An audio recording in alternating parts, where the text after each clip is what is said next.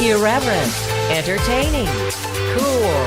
You're listening to LA Talk Radio.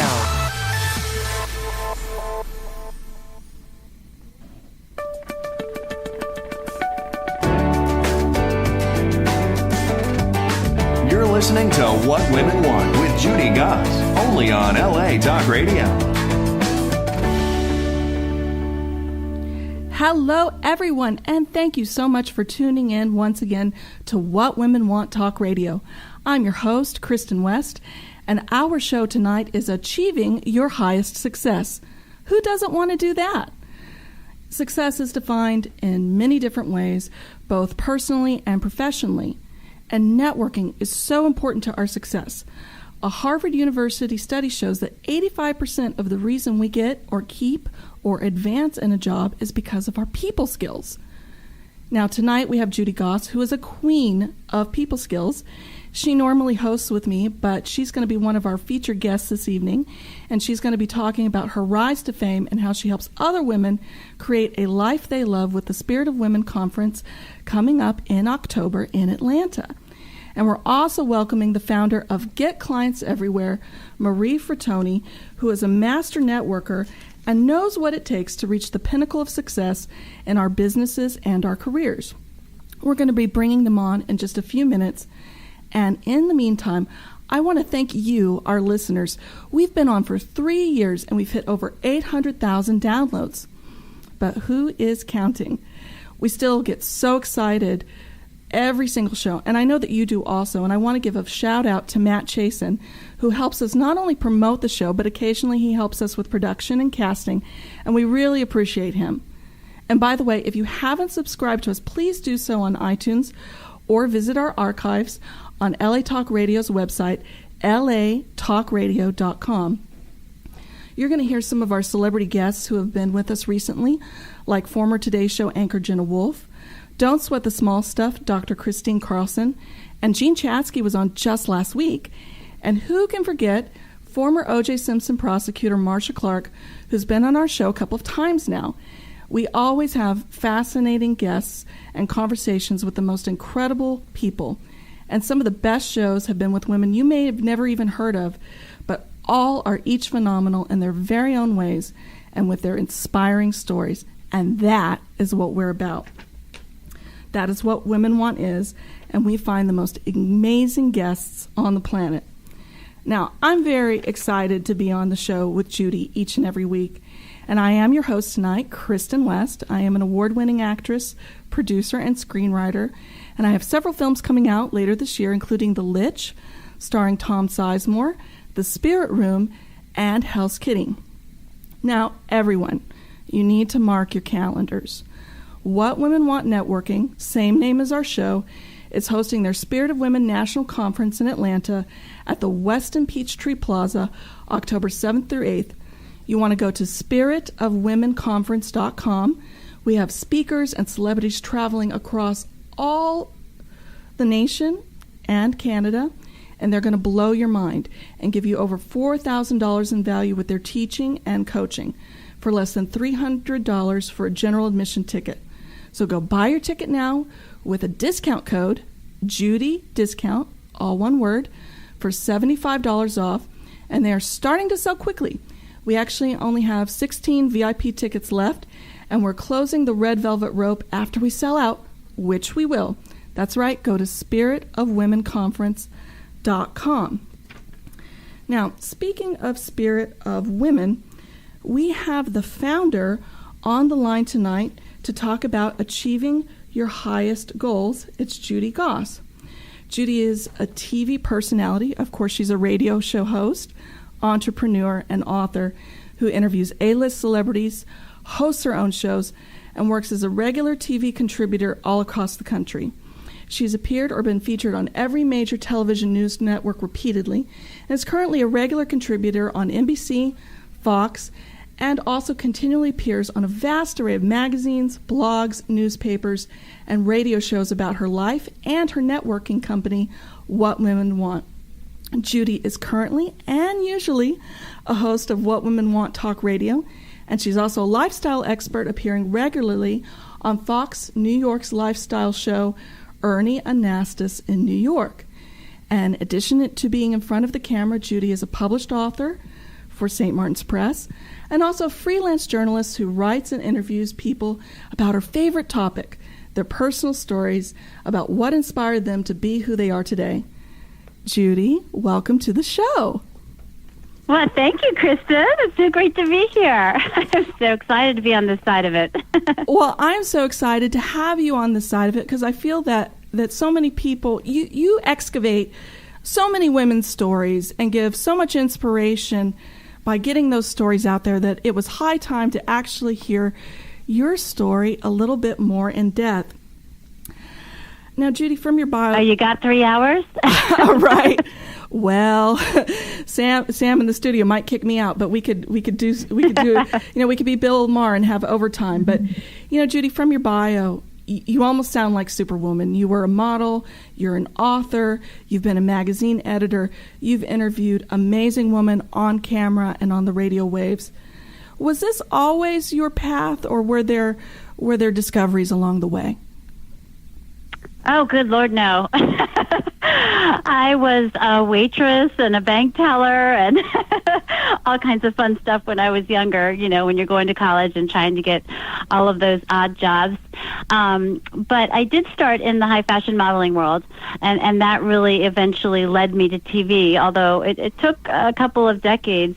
I started in TV, actually kind of what you're doing, not on the same level, but I was, had bit parts in those old shows, the Cosby Show and shows like that. And I always had fun doing it. And then when I, I really started actually working at an advertising agency. And then I actually became a modeling agent. And then I segued into the publishing world. So it definitely wasn't always on my radar to, always have the career I'm having now. But absolutely, all of my journey and the paths I've taken have all led to where I am now. So it's very exciting. It's so funny because when I think of the fashion world, I think of The Devil Wears Prada. And I think that's what it's like. I had a boss that would scream at us from her office and throw things around, and I'm not going to name her name, but it was so. I remember this the fashion director, because I worked in the beauty and fashion division. She screamed at an intern for wearing flats to work one day. Yeah. And all we were doing is she was cleaning out the wardrobe closet or something. It wasn't like we had big clients coming in or a photo shoot or anything. And the intern said to her, I just thought I could wear these because I'm just cleaning out the wardrobe closet. And the fashion director was like, you can never wear those. I was like, oh my God, it is really like the movie. I'm cringing right now, but you have such a bright and beautiful and bubbly persona that I'm glad that attitude didn't jade you in any way. And I think I would just wear heels. I don't want to get in trouble. Right. You adapt. I want to talk to you about, you have been doing so many things, and your latest endeavor, which is connecting women across the country, is the What Women Want networking groups. What is that, and what is the purpose of that group? Well, What Women Want Networking was started when I was an editor at More magazine, and I really got a sense of how women's lives evolved and how they started connecting. It really all started with the stories, which is, you said in my intro that I'm obsessed with people's stories and really what's behind that facade.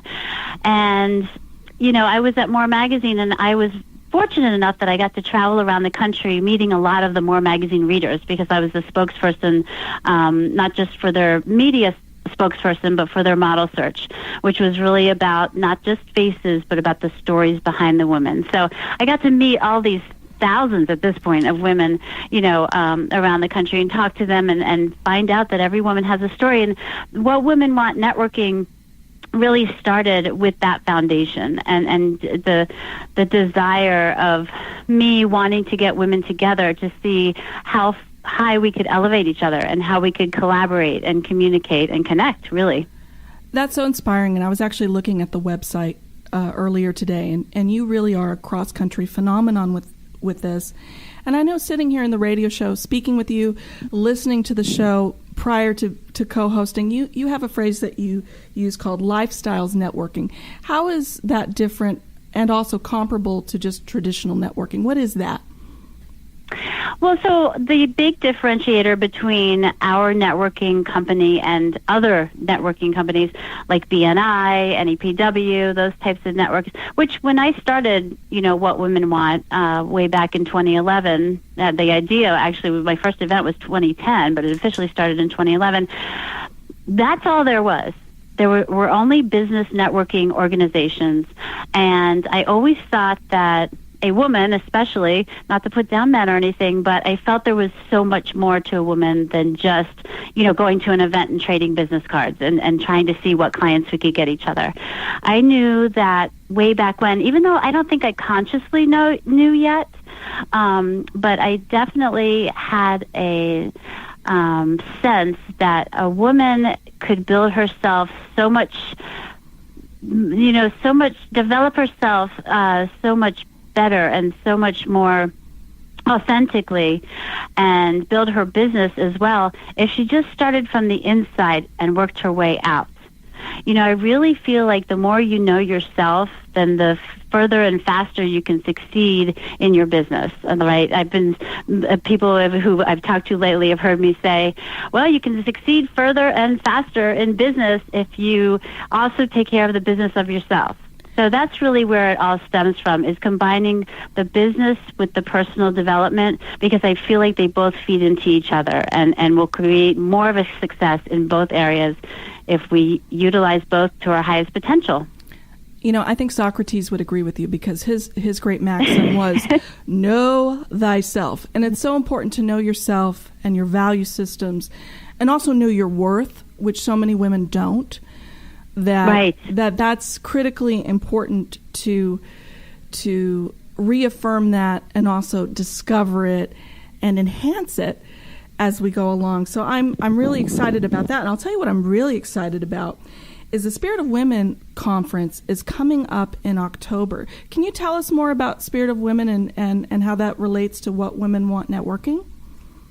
Sure. So Spirit of Women is basically What Women Want networking and taking it to another level. My vision and dream in starting this company 6 years ago was always getting women together from around the world, really, and we're starting to do it because we have someone coming from Canada that's attending our conference. But this conference in Atlanta has women coming from all around the country, California, Florida, North Carolina, New Jersey, New York. And it's just really the next step to me filling that dream of what can we do together when we're all in one place.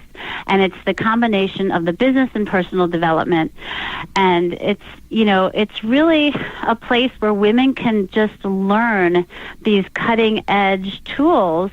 And, the keynotes that we have and the workshops, it's all a combination of what I've been, repeating myself with the business and the personal development. And it's all of that coming together and working for everyone, besides the community of women that I feel when we're learning something, A, if we have fun doing it, we'll retain it more.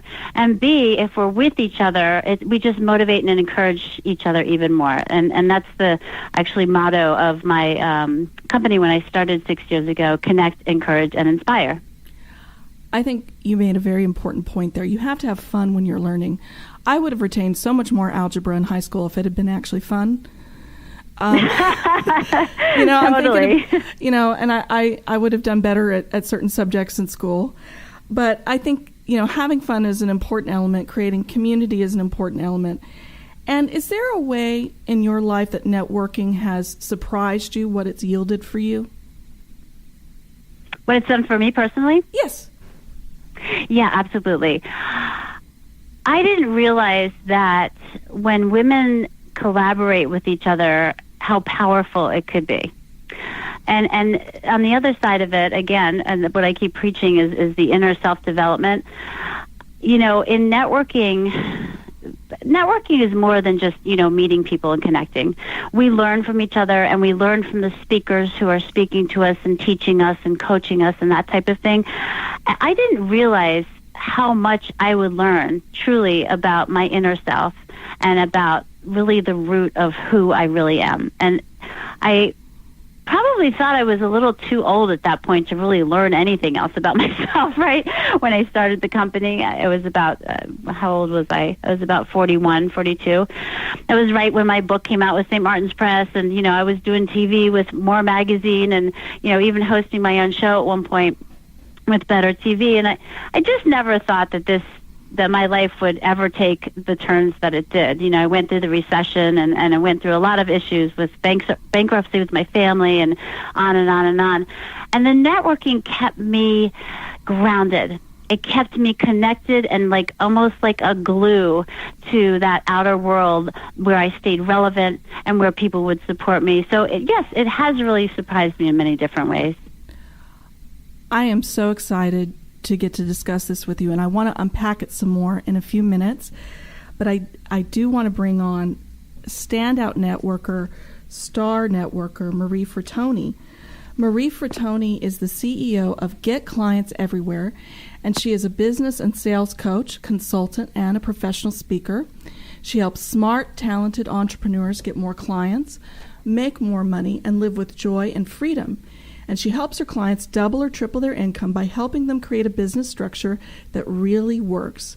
She is the founder and leader of Atlanta Women's Professional Development Network, a business community that grows entrepreneurs.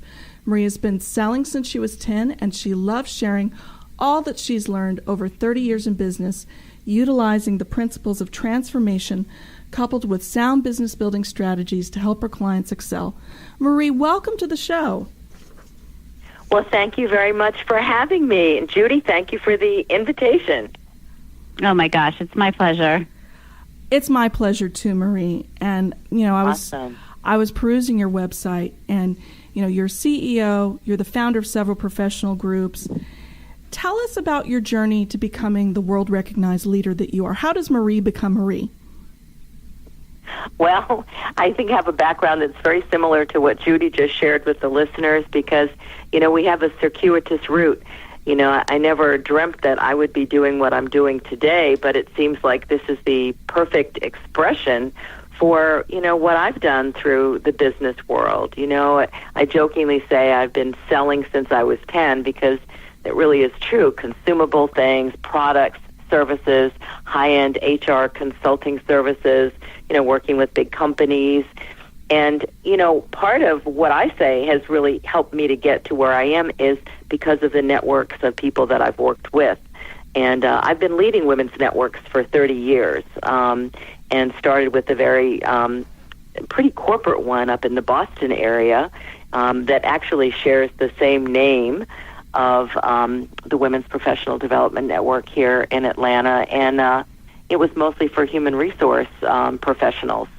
And, you know, it's just, I couldn't be who I am because I learned so much from the people that I keep connected to, whether they're men or women, but I tend to focus on women's networking events because I think women really like the whole process of networking, getting to know each other, and the whole self-development piece that, you know, Judy's been talking about as well. I would agree with that. Now, Marie, I think one of the interesting things I've ever heard is, you know, your network and your net worth are related. How does networking help you with sales specifically? Well, I think networking is a stepping stool to sales because, you know, with networking you meet people, and if you're going to make sales, you need to make sales to people. And even if you're doing corporate sales, you still need people to do those corporate sales. So it's important to really develop. I think there's two things. One is there's networking as a verb, which means like you're going to a networking event, or you're. The other is really how do you build a professional network. You know, I've been in the business world, and I'm sure we all have here on the line, for many, many years. I mean, I started working when I was 14. I still know the supervisor that I had working in the hospital lab when I was 14. And, you know, and now through the wonders of Facebook and LinkedIn, you know, you can find people from your past. You can, I like the word you used earlier, excavate, you know, and really look at how we develop. So So I think that, the more we do, the more we can give a hand up to people, give them a boost, give them a lift, give them encouragement, give them an opportunity. I think that that's something that really increases our own self-esteem. And self-esteem is a pinnacle to our self-worth and is also a pinnacle to our net worth. So there's a real correlation between having very good self-esteem and our earning power. And I'm really committed that women prosper and that we develop our earning power, because we need to have that to really be a force to be reckoned with in this world. I like how you it's brought... amazing. It is. I like how you brought up the social networks like LinkedIn and Facebook. And in a recent blog you wrote about being high touch in a high tech world. What is that, and how do we be more high touch? Well, thank you for reading the blog. That's really great. I think that it's very easy to get lost in the swirls of Facebook and the posts of Facebook and the posts of LinkedIn and Instagram and all the things that are out there today. But, for me, I'm kind of on the old school. I didn't grow up with computers. It's kind of a whole new world that I've had to acquiesce to.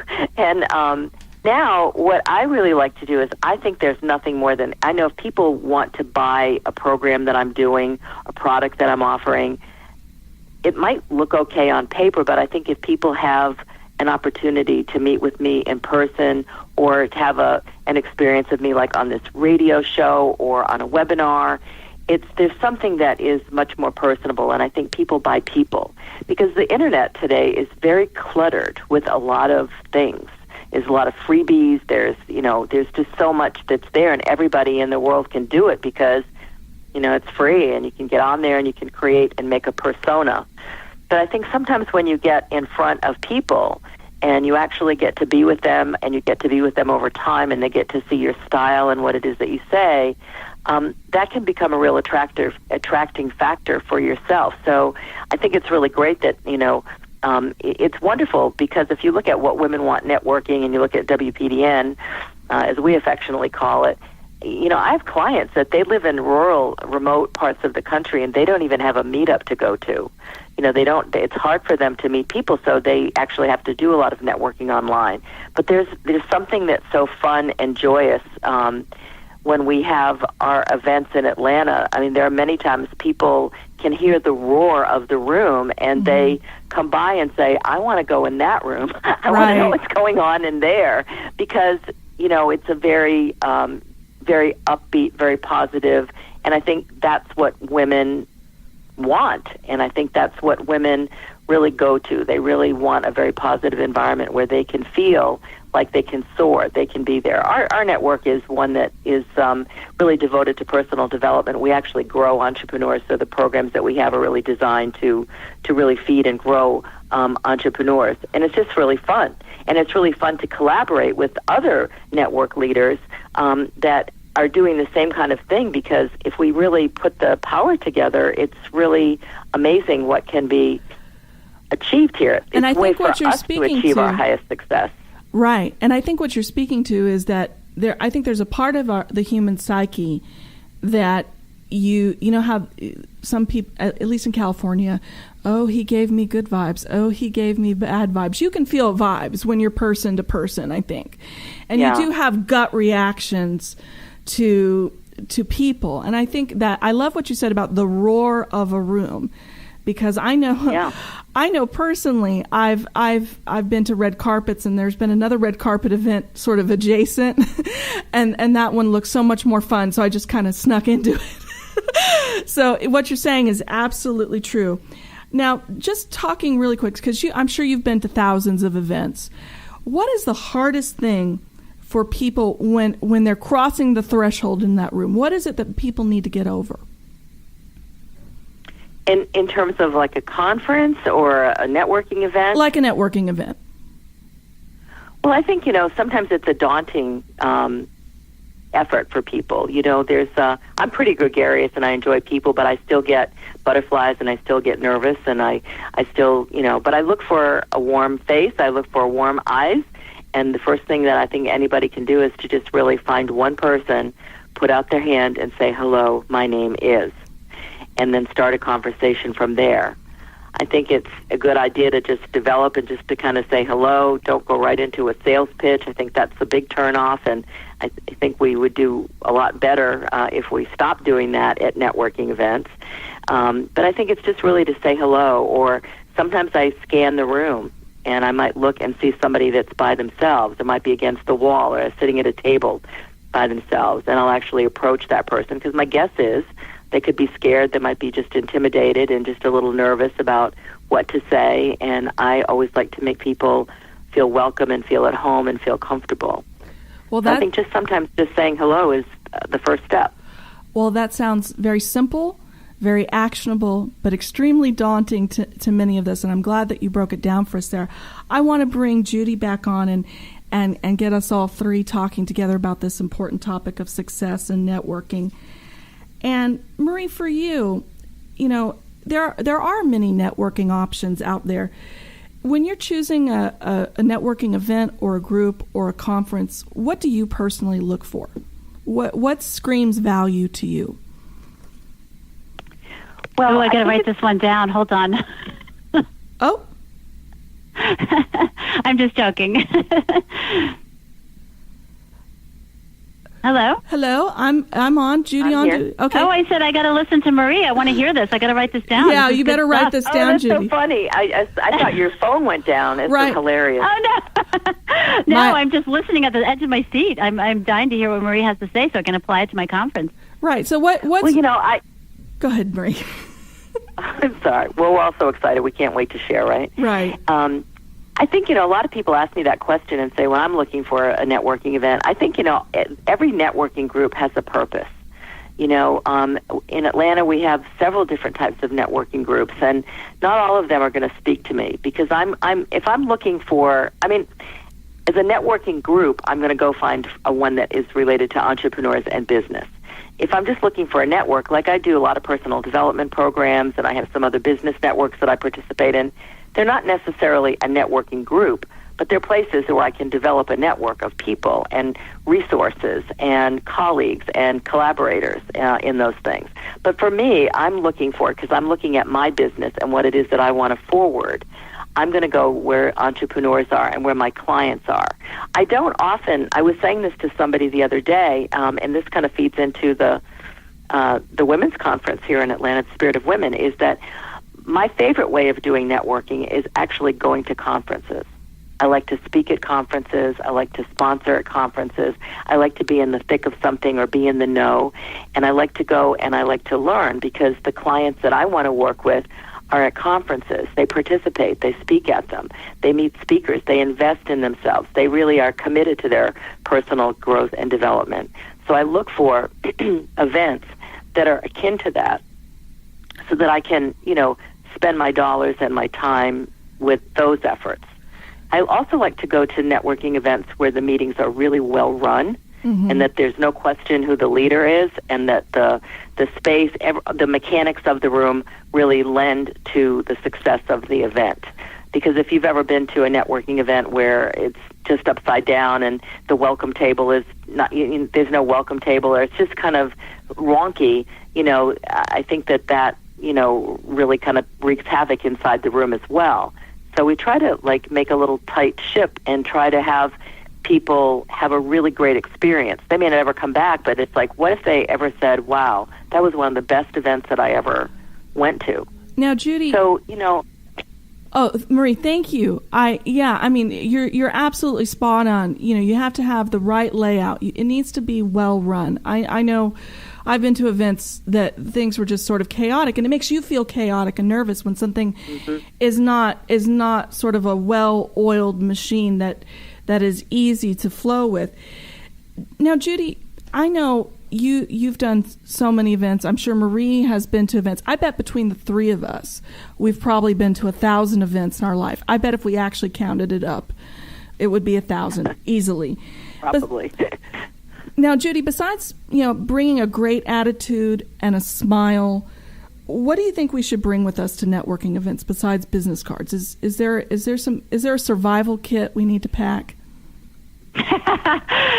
Well, I always say a Sharpie. Okay. Because when somebody tells you something that's personal about yourself, or you want to follow up an email them the next day, you can always jot, as you're walking away, jot that, interesting fact about them down and bring it back up the next day. So if someone was saying, I'm off to drive my kid down to college at Maryland, this weekend, and I'm so excited. And because like Marie said, at these networking events, you don't want to talk all about what do you do and try to sell people. You want to have a conversation. You want to get to know people and start to build meaningful relationships.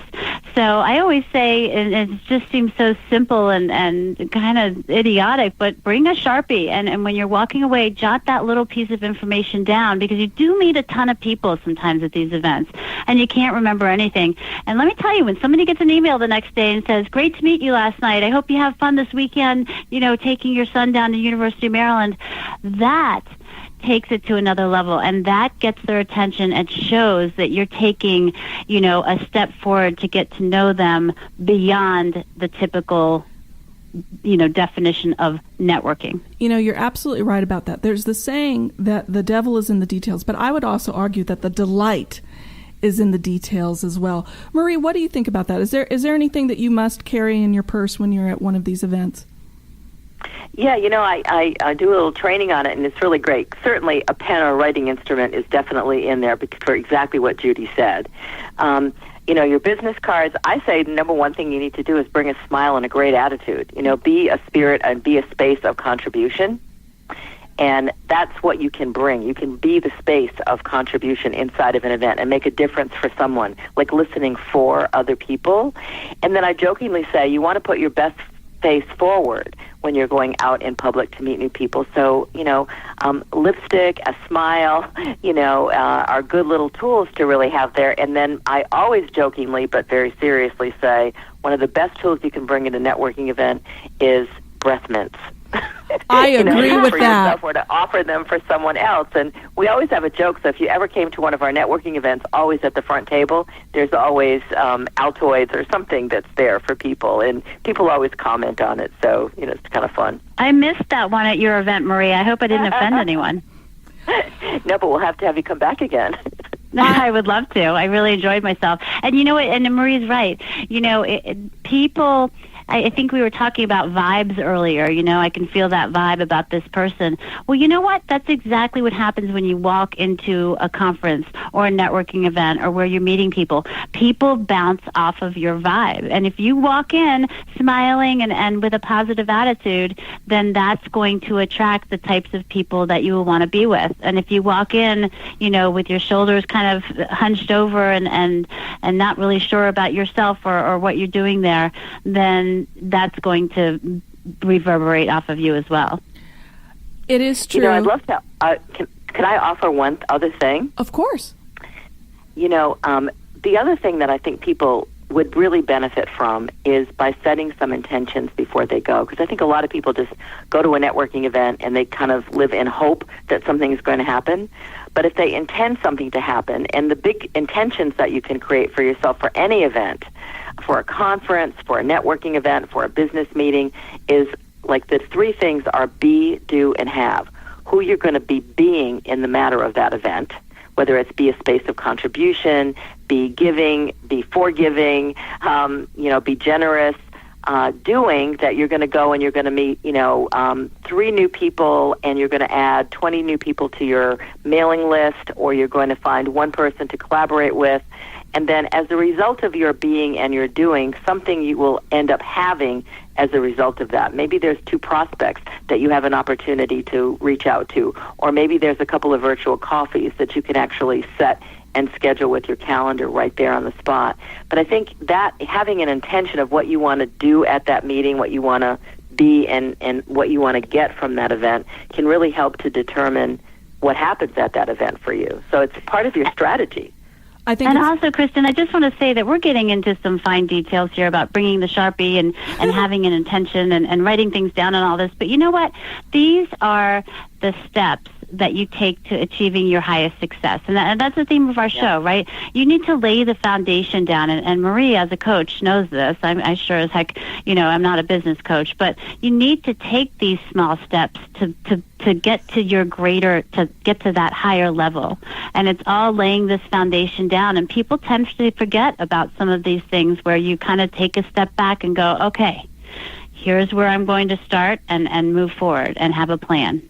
I think what you're both saying is absolutely true. You have to attend to the fundamentals. And I was thinking about this and all the small steps you take, getting the business cards out, making sure you have the Sharpie, making sure you have mints, making sure that you don't have lipstick on your teeth. I really think that at these events, the 80-20 rule is absolutely in full force, where it's that 20% of what you do that's the change maker. What do you think about that, Judy? Well, I think everything that you do, actually, you should really pay attention to. But I think what's really going to make the change, again, is bringing all of those basic steps together and moving forward with it. Networking in and of itself has not such a great reputation as a name. And funny enough, I didn't even set out to grow a quote networking company when I first started mine. For me, it was all about, and I know for Marie it is too, it was all about making relationships and seeing, how far we can elevate each other to another level. So I do think that, to create change, it all is in the baby steps. And I know I sure as heck use all of these basic tips, almost every time that I show up to an event or go somewhere.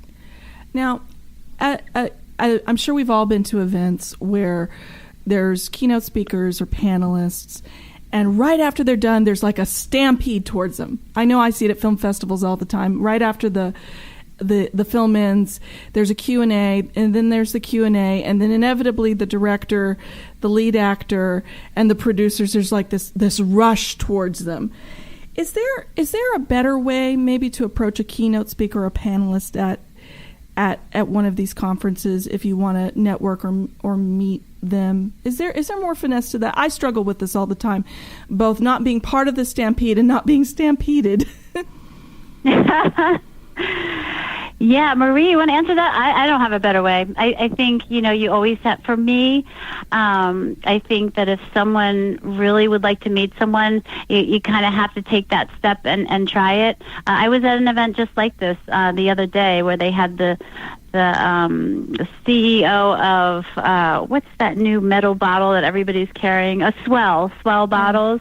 The CEO of Keds, and all of these female rock stars that everyone wanted to speak to, but no one could really get to. And I kind of stood back and I was watching as people were trying to get to these women, and I don't think you should not try to speak to these women, because if there's really someone you want to approach, and I was with someone who was like that. She's like, really, I wonder if I should go up to, I don't want to bother her. And, Yeah. And then the woman, actually, they found out that they knew each other from another phone conversation. Oh, my and the woman was like, oh my gosh, I can't believe you can't, you're here. And so you never know if they deflect you and try to get out of there and are grabbing their purse and trying to go, then obviously it's not appropriate. But for me, I don't think there's really any proper or way to do that besides just, trying to be polite and introducing yourself and just saying, I admire your work, or taking a quote from what they just said and throwing it back at them and saying, hey, this meant a lot to me.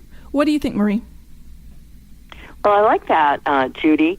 I think sometimes the conference, the event managers, will have a way to have either a cocktail party or a meet and greet or something like that for people, like maybe the VIP tickets, get a chance to do that. If it's a panel, I think as a conference attendee, I want to be respectful of people's space as well, because if you've just done a really good talk and you've been up there and it's a little nerve-wracking, you just want to honor, someone's personal space before you deluge them. On the other hand, I think if you are a speaker at a conference, I think it goes with that people do want to connect with you and to be prepared for something like that. So I think sometimes the event managers can really help that process out, or that there'll be a time at the cocktail party when if you would like to talk with the panelists or our presenters, make sure that you meet them at the cocktail party, and it gives a reason for people to stick around and, do the networking. So I think your event managers can help with that. But I think it's just being considerate of someone's space. And Correct. I think it depends on what it is that you want to say to them. Is it really something that's important?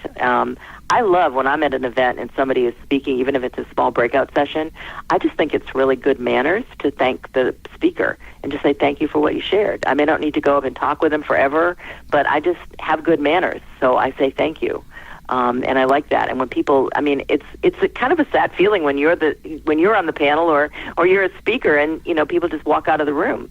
It is. It doesn't mean anything. It just means they walk out of the room. But it's really nice to have that little bit of acknowledgement. So, maybe a little bit and not too much. I agree with you, Marie. It is important to give thanks and also receive thanks when you're in these events and situations. And I think it goes a long way towards establishing rapport. And I was just thinking about all the wonderful speakers we're going to have at Spirit of Women Conference, including Dr. Robbie Ludwig. We love Dr. Robbie. And we also have Melissa Carter, among many other speakers. So if you're interested in meeting one of these standout ladies, check out the Spirit of Women website. But I was just thinking about that and how it kind of goes both ways. You have to give and take in these situations. And I know we don't talk about that a lot in terms of just attending a conference and things of that. Now let's talk about after the conference, after the networking event. Obviously, you may be right there, whip out your phone, connect on Facebook, follow on Twitter, do all that good stuff. How often should you follow up after the event takes place? What do you think, Marie? With people that you just meet there? Yes. Well, this is what I do. Usually if I meet people and we do exchange cards, I don't exchange cards with everybody because, I don't have a need to do that. But if I do and we decide to have a conversation, before I receive it, I ask them and say, when I get somebody's card, I usually put them on my invitation list and my announcement list. Is that okay with you? And most people will always say yes. And then I do that, and then I'll send them an email. And I just say, and if you don't like what you see and you want to unsubscribe, please feel free. But most people want to be on an invitation list. And so that's what I do. But after the conference, what I do is I send an email and just say, hey, it was great to meet you at the conference. I do send out kind of a bulk email and let them know what I've done and let them know maybe something that I learned at the conference or something that I'm going to take away from the conference or whatever, and just invite them to stay connected or like my Facebook page or something like that. I don't follow up with a whole lot of people because I may not have any interest in following up with them.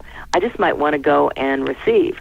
But my guess would be is that there'll be some people that this Spirit of Women conference that I'll be very eager to meet and that I would love to be connected. I'd love to be put on their email list. I'd love to be connected with them on Facebook and LinkedIn.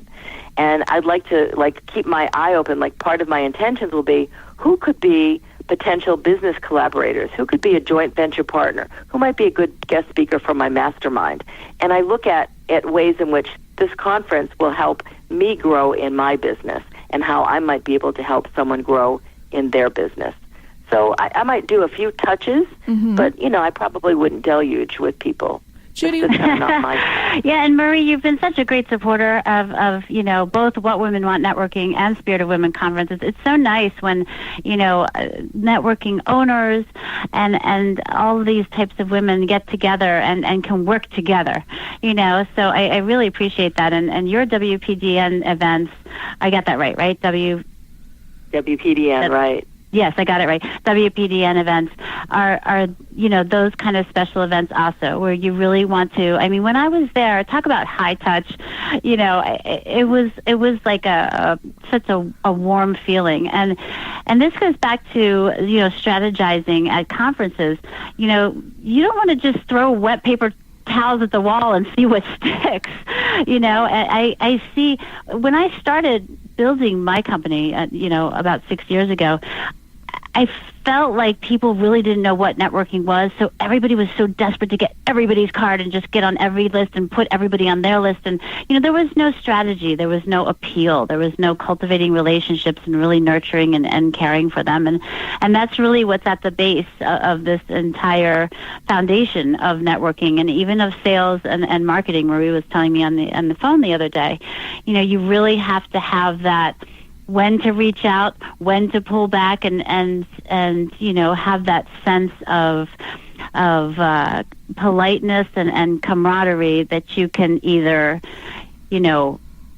nurture and grow with someone or not. And you can't ever force it. It just doesn't work. Force is not a good use of your time. I agree. Right. Well, the other thing, too, is that I'm interested, I know who I market to. Mm-hmm. There's a lot of, if I look at Atlanta and the networking groups in Atlanta, and we are blessed with an abundant amount of networking groups in Atlanta, the vast majority of them are not my target market. They're not going to be clients of mine. They're not going to buy what I do. They're not going to be people that I'm going to be prospecting to try to buy what I do. But I think there's a place for everybody. So I'm more interested in who I can make a difference with, and I know the people that I can make a difference with. And so I'll listen for what they share, and if they're a match for what it is. If they're a match, that's when I pull out my Sharpie and I make a little note, and then I reach out to them at the cocktail party or at a break or over coffee or something, and sometimes even at a networking event or at a conference. It's very well within my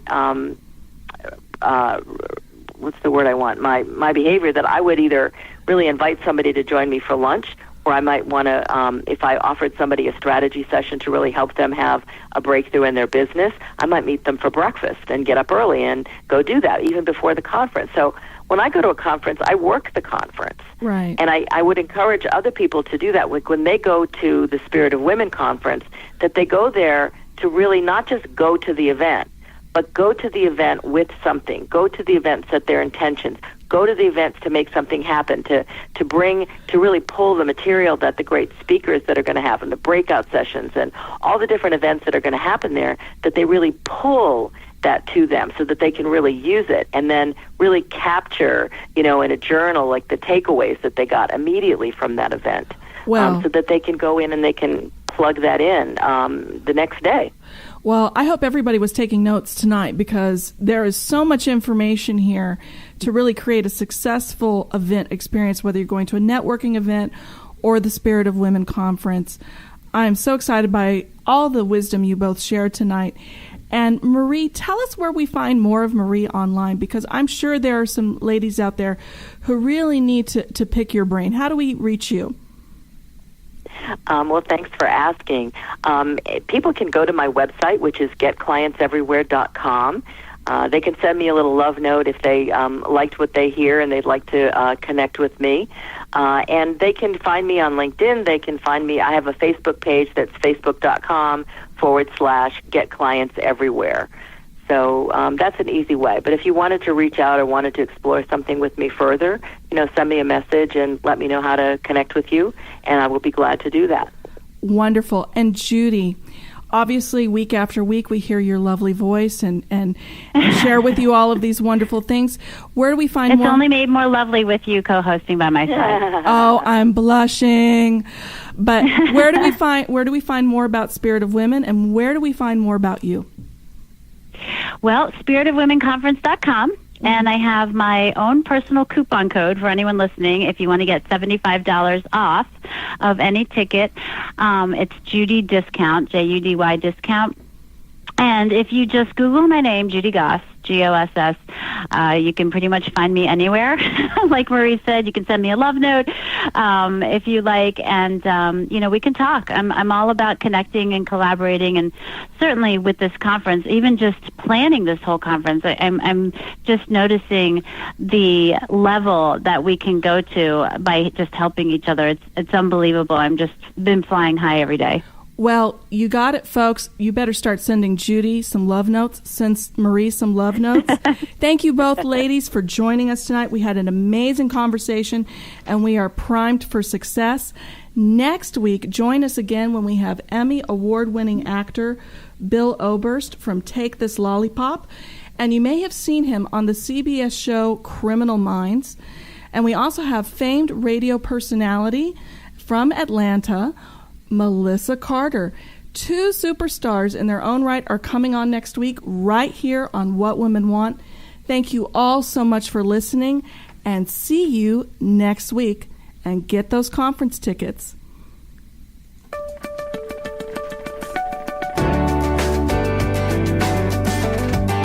You're listening to What Women Want with Judy Goss, only on LA Talk Radio.